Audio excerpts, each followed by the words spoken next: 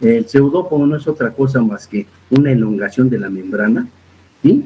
Y después dejar libre el citoplasma para que abarque ese bracito que se ha manejado, ¿sí? En esta extensión membranal.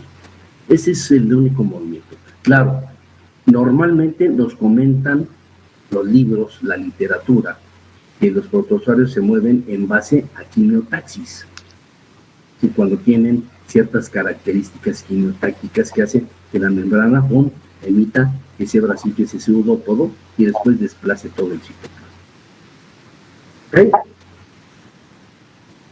Pero sarcodinos y rizópodos es por pseudópodos.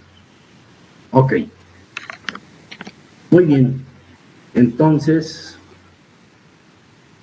ahora, ya estando en tema, ¿cómo se presenta el protozoario en la naturaleza? Ayer lo hicimos una remembranza. Por ahí te voy a pasar un artículo, Sofía, creo que ya te lo he prometido varias veces, ¿verdad? La formación de las estadísticas. Sí. Te lo paso y luego se lo subimos a los muchachos, ¿no? Para que vean y ya lo discutimos después. Ok. El protozoario se presenta en la naturaleza de dos formas. La primera, la fase vegetativa, la fase móvil, la fase activa, la fase de movimiento, que se llama trofozoito. Toda esa forma de célula tal cual, de célula con característica animal tal cual, que tiene su membrana y que se mueve, etcétera, es un trofozoito. Ya dijimos que las características de sensibilidad que tiene el protozoario hacen que esas formas, en un momento determinado en la naturaleza, tienen dos caminos. Uno, la destrucción del trofozoito. ¿Por qué? Pues por enfrentarse a la naturaleza, a situaciones drásticas, y en ese momento se destruye, o dos, activa su información genética para mandar los mensajes y producir alrededor de esa membrana sustancias químicas de resistencia, ¿sí? Que normalmente son estructuras que le van a dar rigidez al protozoario y lo van a mantener de una manera latente en vida en el interior. Esto no quiere decir que la fase quística se muera inmediatamente. Se puede, claro que la podemos destruir, desde luego que la podemos destruir, ahorita lo vamos a ver.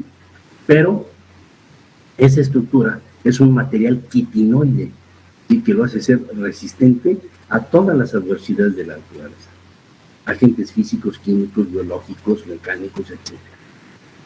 Entonces, ¿cómo encontramos al protozoario ubicado en la naturaleza? De dos maneras. Su fase móvil, el trofozoito, y dos, su fase de resistencia. Y con esto ya se acuerdan lo que hablábamos en la primera sesión. ¿Cuál es la idea general de lo que pretende un material genético? Preservar esa especie, preservar ese material genético en la naturaleza. Esa es la funcionalidad del DNA. Preservar una especie o preservar esas fracciones de DNA. ¿Y cómo lo va a hacer? Pues evidentemente mediante una célula. Y si se trata de preservarlo, pues va a buscar la manera de no ser eliminado de la naturaleza. En el caso del trofozoito, transformarse en una estructura quística, en una estructura de resistencia. Y la estructura de resistencia, pues la podemos tener en cualquier lugar de la naturaleza. Sea fase de vida libre o fase parasitaria. Ok, los trofozoitos van a tener muchos nombres. Estos trofozoitos, inicialmente nosotros los clasificamos como trofozoides, con estructura de motilidad. Sin embargo, en los ciclos biológicos podemos encontrar una gran cantidad de nombres y que nos van a resolver en muchas ocasiones la duda de a qué ciclo biológico pertenecen. El trofozoito Ay, ¿qué es un trofozoito, profesor? Una célula amor. Un endozoito. Ah, mira, un endozoito. Es un trofozoito que está en el interior de una célula. Ay, ¿qué es un taquizoito? Ah, un taquizoito es un trofozoito que está haciendo en un ciclo biológico de un protozoario particular como Toxoplasma. Ay, ¿qué es un criptozoito? Es un trofozoito que está saliendo de un ciclo biológico de una célula hepática, etcétera. Podemos poner muchos ejemplos y los cuales vamos a ir mencionando conforme el parásito nos lo requiera y conforme los ciclos biológicos nos lo estén indicando. ¿De acuerdo? Entonces, hay, por ejemplo, trofozoitos en el plasmodium. Ay, ¿qué es un trofozoito anular? Ah, qué bueno. Es un trofozoito en forma de banda. ¿Sí? Es un trofozoito ameboide, perfecto. O sea, tenemos la capacidad de poder diferenciar una gran cantidad de trofozoitos en base a los nombres particulares que les vayamos a ir dando conforme los vayamos estudiando. ¿De acuerdo? No se asusten cuando abran un libro. A mí me dijeron que nada más había trofozoitos, y aquí hay criptozoitos, y aquí hay taquizoitos, y aquí hay trofozoitos en banda, etcétera. No, todos son trofozoitos y nada más es la situación. Ejemplo, les voy a poner un ejemplo. Si yo les dijera en este momento trofozoito metacíclico, todo mundo, y no, ahorita obviamente estoy poniendo el ejemplo, pero cuando ya lo veamos más adelante, yo les digo un trofozoito metacíclico, van a decir, es un trofozoito que está empezando a causar lesión. Es un trofozoito que acaba de entrar al organismo y está causando lesión. ¿Ok? Un tripomastigote metacíclico. Es un trofozoito que está entrando apenas a causar lesión. Si yo nada más digo tripomastigote, van a decir, es un trofozoito que está en sangre. Todos estos términos tenemos que irlos dilucidando. Ahorita no se preocupen porque sería mucha información. Primero hay que absorber el conocimiento de lo que es un trofozoito y después le iremos dando sus nombres respectivos conforme el parásito, el género, la especie y el ciclo biológico nos los vaya requiriendo y nos los permite identificar. ¿De acuerdo? Muy bien. Quistes. También los quistes, vamos a tener varias presentaciones de este tipo de quistes. El quiste es una estructura de resistencia. Sin embargo, a veces en el interior del organismo humano, a veces en las zonas musculares, en las zonas del sistema nervioso central, podemos tener acúmulos de trofozoitos que se denominan quistes o pseudoquistes. Estos pseudoquistes ya veremos también en su momento, que pueden ser producidos por material biológico del hospedero para poder englobar un ataque masivo de trofozoitos. O quistes también. Oye, ¿qué es un oquiste? Es una palabra compuesta. Es O, que quiere decir huevo, y quiste, que quiere decir una estructura de resistencia. Un huevo resistente que puede generar un ciclo biológico. Insisto y repito, los quistes son estructuras de resistencia. Podemos, con los ciclos biológicos, empezar a mencionar otro tipo de nomenclatura que también iremos detectando conforme nos vaya requiriendo el parásito. ¿Ok? Bien, ¿cómo se mueven los arcodinos o rizópodos? Pues por medio de pseudópodos. Aquí los tenemos. Esta es una cantamera. Esta es una amiba de fase de vida libre. Ojo, ¿sí?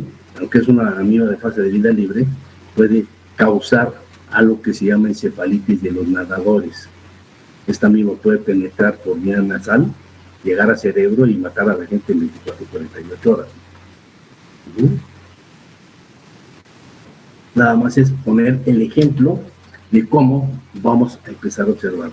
¿Qué es lo que se pone de manifiesto? Que tenemos un núcleo prominente. Y si nosotros tuviéramos una observación microscópica de contraste de fases, etcétera, o una tinción específica con los bajo un microscopio compuesto, veríamos que pueden tener otras estructuras internas.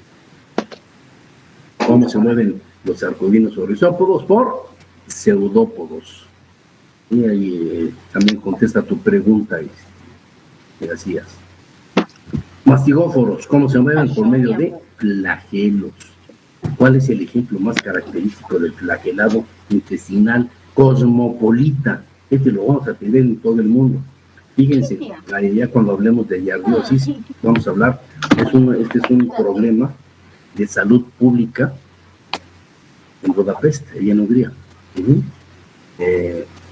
debido al Danubio, al flujo del Danubio. Estoy comentando con un doctor allá en Budapest, hay dos infecciones que son problemas de salud pública en Budapest, que es, uno es la giardiosis, que uno diría, oye, es un primer mundo, ¿cómo va a tener problemas de giardia alambre? Y otro es la tuberculosis, pero la giardia alambre es un problema de salud pública, no nada más ahí, sino en muchas otras zonas geográficas del mundo. ¿Y qué es giardia alambre? Es el representante, ya lo dijimos, el representante primero, el primer protozoario que se diagnosticó en un examen proparasitoscópico, el primer elemento celular con un citoesqueleto de alquimitubulina, y también es un representante ¿de quién? De los mastigóforos. Aquí tenemos los flagelos. Esto que ustedes observan es un órgano de identificación que empieza a evolucionar para adherirse a las células. Pero lo ponemos como ejemplo, un flagelado, como se mueve por medio de la emisión de flagelos. ¿De acuerdo? Mastigóforos. Aquí lo tenemos en una imagen que a veces nos dicen, oye, ¿por qué tiene ojitos? No, es un trofozoito binucleado. Es un protozoario muy bonito. Y de hecho es uno de los protozoarios que se utiliza como modelo experimental para el desarrollo de fármacos antiparasitarios. Tiene una mucha utilidad. Sin embargo, en los infantes escolares de primaria, etcétera, sí tiene problemas, sobre todo de dar dolor en el epigastro derecho. Ya veremos cuáles son las características propias de la giardiosis. Ciliados. Balantidium coli, son los ciliados. Esto aparentaría ser una huella digital de un pulgar, ¿verdad? Sin embargo, esto es un representante característico de lo que son los que se mueven por ciliados. Ojo, conforme vayamos clasificando al protozoario, veremos que tienen una evolución mucho mayor. El más sencillo es el isópodo, después el mastigóforo, después evoluciona más el ciliado, y los más evolucionados son los apicomplexas, que ya tienen reproducción de dos tipos. Pero en este caso, por ejemplo, tiene un par de décadas aproximadamente de que este Balantidium coli, todas estas líneas que ustedes ven así puntiaditas, todos esos son cilios y se mueven mediante reacciones químicas. Todos los cilios se mueven al mismo tiempo, como los remos de un barco, pero a una velocidad impresionante. ¿Sí? Reacciones químicas que hacen estructuras de cargas eléctricas que se generan y se desprenden, y hace que todos los cilios se muevan al mismo tiempo. Y esto le imparte una movilidad al protozoario impresionante. Si ustedes en microbiología general han visto un paramecium, es un ciliado. Y el paramecium, cuando lo vemos al microscopio, entra, da piruetas, sale y vuelve a regresar en el campo, y es muy difícil que lo podamos ubicar. ¿Por qué? Por el movimiento tan fastuoso que tiene. Esto que vemos nosotros ahorita es un protozoario muy evolucionado, es un Balantidium coli. Es un agente etiológico que produce también cuadro disentérico, ¿sí?, en nuestro país, y es una parasitosis, una zoonosis que se transmite del cerdo al ser humano. Bien, ¿por qué decimos que van evolucionando? Esto nada más es la imagen, pero si nosotros moviéramos el microscopio, aquí vamos a empezar a adaptarnos. Los parásitos ya son en 3 dimensiones. Ya si movemos el micrométrico del microscopio, podemos encontrar diferentes planos y podemos encontrar diferentes cosas. Aquí estamos viendo nada más la superficie, ¿sí?, de esa membrana. Si yo moviera el micrométrico, aquí tendría una boca celular que se denomina citostoma y otra estructura acá que es un poro excretor que se llama citopigio o citoprocto anocelular. ¿Qué hacen entonces estas que son evolucionados? Se alimentan ya, ¿sí?, ya no como lo veremos ahorita, como pilocitosis, fagocitosis, etcétera, sino con una boca celular y excretan por un citoprocto, un anocelular. ¿Ok? Además, si moviéramos este micrométrico, porque está siendo muy estudiado en estas 2 décadas, ciliados. Si yo muevo este micrométrico, aparecería aquí un macronúcleo arriñonado y un micronúcleo más pequeñito. ¿Qué implica? Pues implican muchas cosas. Estos, como ya tienen un citostoma, ya pueden tener conjugación de material genético. Chocan citostoma con citostoma, intercambian material genético. ¿Y por qué? Si nosotros hacemos un cultivo de estos paratidium ciliados y lo estamos recién, la cepa se hace vieja y empieza a perder su capacidad de reproducción. Cada vez le va costando mucho trabajo reproducirse. ¿Por qué? Se va envejeciendo esas estructuras. Si yo tomo una célula vieja con una célula joven, intercambian por conjugación el micronúcleo o parte del fragmento del micronúcleo. Sorpresa, la célula vieja recupera su capacidad de reproducción original. Es como si estuviéramos hablando de una juventud eterna. Entonces, imagínense por qué se esté estudiando tanto en la actualidad en el cuerpo o en general los humanos. ¿De acuerdo? Nada más es un breviario cultural de lo que se estudia, pero veremos también aquí la vanantidiosis, que es una parasitosis causada, una zoonosis a partir del ganado porcino. ¿Ok? Aquí tenemos un paramecio, ¿sí?, que también, obvio, aquí el micrométrico únicamente nos está poniendo de evidencia que los cilios en el contorno del protozoo. Apicomplexas o esporozoas. Aparentemente, como dice, tenemos una inmovilidad aparente.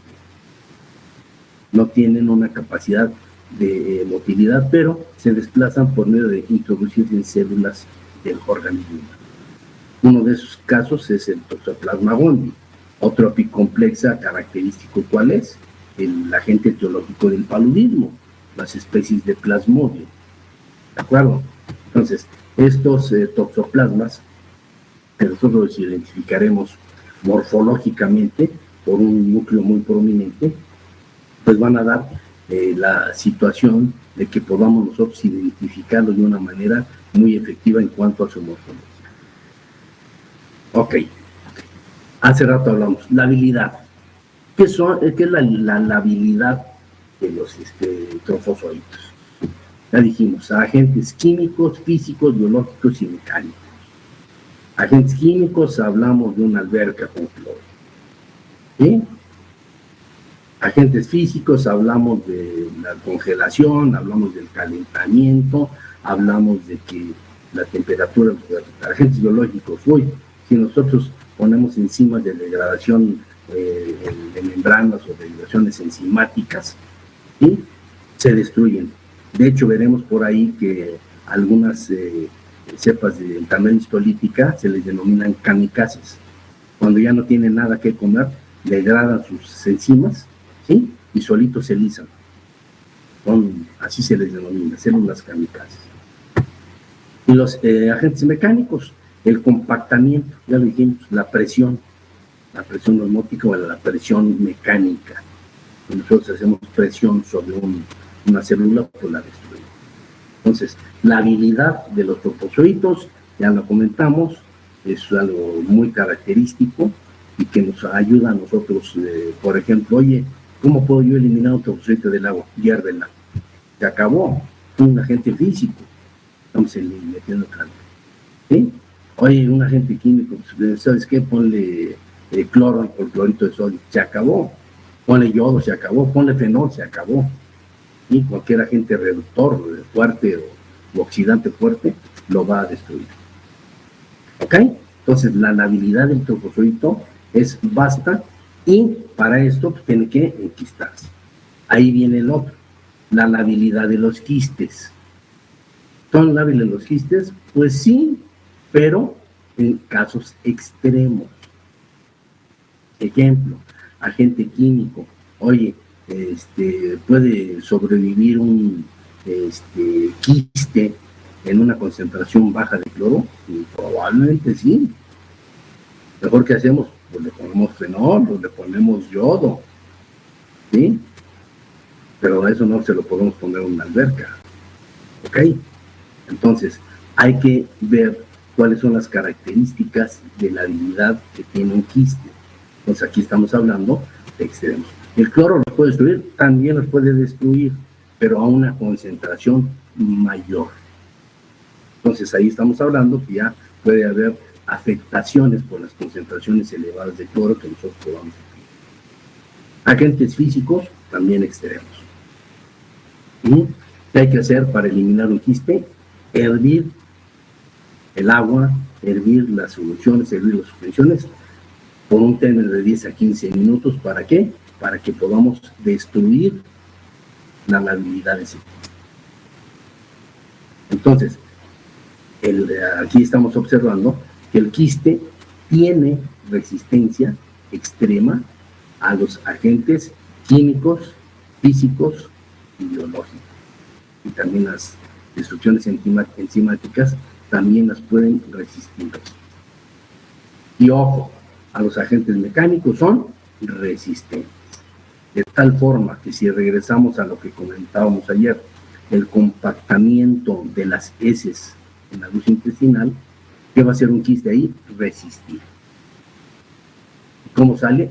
Evacuado hacia la naturaleza. Y ahí en la naturaleza esperar el momento. ¿Para qué? Para cerrar un nuevo ciclo. Entonces, aquí estamos aprendiendo ya. Los trofosforitos son muy lábiles y los quistes son resistentes. ¿Luego? Muy bien. ¿Cómo se alimentan los protozoarios? Habíamos empezado al inicio de la sesión que son muy complejos, ¿verdad? Tienen una gran capacidad de producir enzimas en el interior del protozoario para poder llevar a cabo una gran cantidad de reacciones. Esta alimentación pues, puede ser muy variada, dependiendo del género y la especie. Aquí acabamos de ver una, aquí la presencia de un citostoma y un citoplasma, una boca celular y un ano celular. Ingiero bacterias, ingiero nutrientes, ingiero estructuras orgánicas, transformo en el interior y expulso algunos metabolitos. Hay quien los hacen por fagocitosis, por vacuolas. Esto es lo mismo, nada más vamos a ver las características de los alimentos. La adhesión y la endocitosis. Y hay algo, ¿se acuerdan? Esa especie de proteína funcionaba como proteína, como el tubito en la membrana, ¿sí? Nos sirve para la absorción de nutrientes solubles. Esta absorción es el clásico, voy a cultivar amibas. Las pongo en medios de cultivo sintético y ellas absorben nutrientes y hacen todo su mecanismo de reproducción. ¿De acuerdo? Entonces, ¿qué es la alimentación? Se clasifica primero, heterótrofa. ¿Qué quiere decir?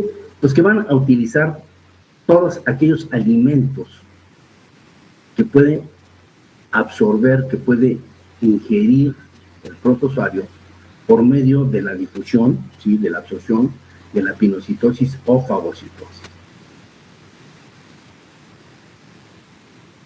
hay estructuras que son autótrofas, que van a hacer que ellos mismos también, en alguna situación del ciclo biológico, acá, por ejemplo, tienen material alimentario de reserva.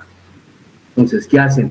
Generar con esas reservas su propio alimento y poder generar un ciclo biológico de reproducción. ¿Cómo se ingiere el alimento en los protozoarios? Fagocítico o por citostomas, bocas celulares. Y todo lo que vamos a encontrar, que también el protozoario tiene esa característica de empezar a preservar su presencia en la naturaleza. ¿Y qué hace? Pues yo, donde hay, voy a tomar, ¿para qué? Para hacer reserva. Porque a lo mejor voy a encontrar un momento determinado donde no hay alimento y voy a utilizar todo lo que esté en el interior. ¿Para qué? Para esperar a que llegue el momento en que haya más alimento. Entonces, forman vacuolas de glucógeno, forman barras cromatoidales, ¿sí? Que son específicamente material nuclear, con paramilo, que son vacuolas de almidón, y vacuolas de grasas y aceites. Ahora bien, ¿cómo va hacia el interior? ¿Sí? Hacia el interior, ¿qué va? Bueno, pues es la endocitosis. ¿Qué es? ¿Qué es la endocitosis? Pues alimentarme. ¿Cómo?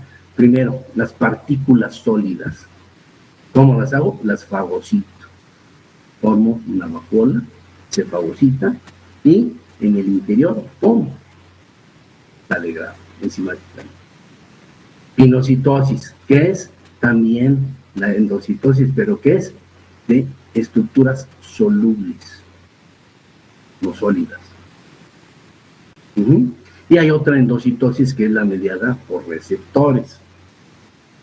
Y aquí estamos hablando ya de participación, ¿sí?, de la membrana de transporte activo a través de la membrana. Receptores, mensajeros, alimento, y pum, transporte activo, y hace una endocitosis mediada por receptores, y así es como empieza a alimentarse la célula original de un protozoario. ¿De acuerdo? Como verán, es algo que todo mundo ya hemos manejado. Pues la endocitosis por receptores, pues hace que también podamos tener vacuolas nosotros digestivas en el interior del protozoario. Ok, ¿cómo respiran los protozoarios? Bueno, los protozoarios respiran, la gran mayoría sí son aerobios.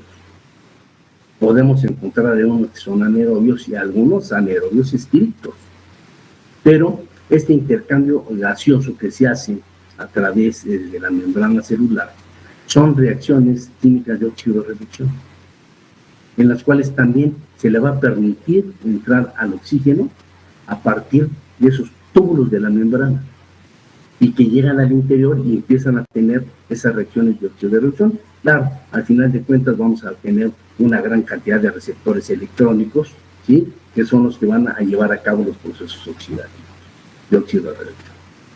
Pero es un intercambio a través de la membrana celular. Así es como respiran los protozoarios. La gran mayoría, como ya lo comentamos, sí son aerobios. Y se difunde el aire a través de la membrana celular. Aquí está, y aquí tenemos, nos ponen de ejemplo, pues, algunos organismos internos. Y para generar también la producción de dióxido de carbono, la producción de algunos otros elementos de degradación enzimática y que se pueden detectar mediante estudios para llevar a cabo el comportamiento de la fisiología del protozoario. Ok, bueno, esto ya lo comentamos, ¿verdad? El alimento, cómo se captura el alimento, cómo se hacen las vacuolas, cómo actúa la membrana, si es una membrana que va a aceptar alimentos por absorción diluidos en agua y que también va a todo lo que degrada, lo va a aventar hacia afuera como productos metabólicos de excreción-secreción. Ok, ¿cómo se reproducen los protozoarios? Bueno, aquí ya vemos la gran mayoría que hemos mencionado ahorita, rizópodos, mastigóforos, siciliados, ¿sí? Esos se van a reproducir de manera asexual.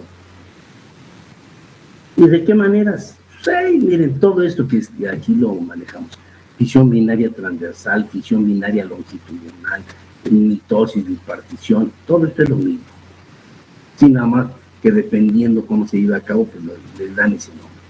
Hay otros que se reproducen por gemación, un brote germinativo. Hay otros que se producen por la formación de esquizontes, ¿sí? Rompimiento de la cromatina y después formación de una membrana. No se preocupen ahorita, todo esto lo vamos a manejar cuando veamos el parásito que le corresponda a su reproducción. Endodiogenia, reproducción intracelular, es una palabra compuesta, endo, dentro, dio, dos, génesis, nacimiento, reproducción de dos en dos en el interior de la célula. Cuando llegue el momento de hablar de este tipo de reproducciones, ya veremos a cuál le pertenece con su género y especie el tipo de reproducción que van a llevar de manera sexual. Pero también se reproducen de manera sexual. ¿De quién hablamos? De los apicomplexas o esporozoos. ¿De acuerdo? ¿Cómo se llama este mecanismo de reproducción sexual? Gametogonia. ¿Sí? Por ahí van a encontrar en algunos libros que se le denomina la gametogonia, le denominan gametogénesis.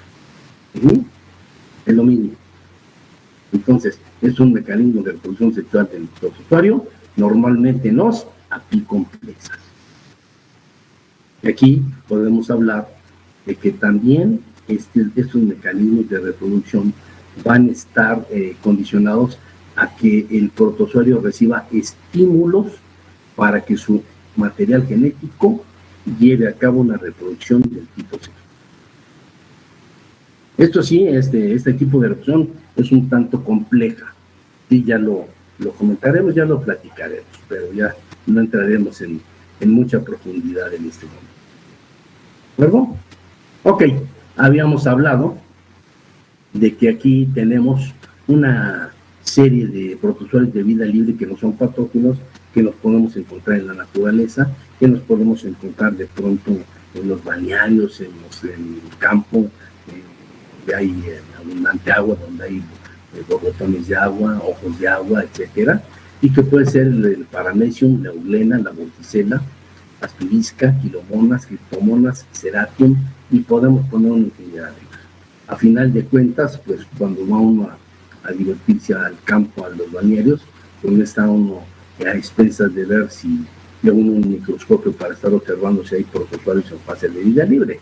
Normalmente, como no son patógenos, no va a pasar absolutamente nada. ¿Ok? Bien.